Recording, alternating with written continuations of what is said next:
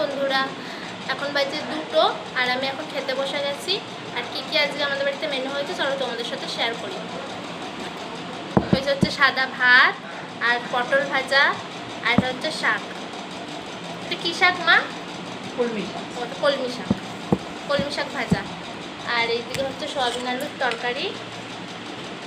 এই যে আজকে শনিবার তাই নিরামিষ করেই করা হয়েছে। আর এদিকে হয়েছে নিরামিষ এঁচড় আলুর তরকারি, আর রয়েছে হচ্ছে মুগ ডাল।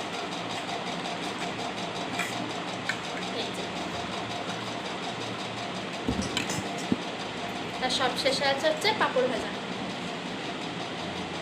তো আজ এইগুলোই মেনু হয়েছে, তো চলো খেয়ে নিই।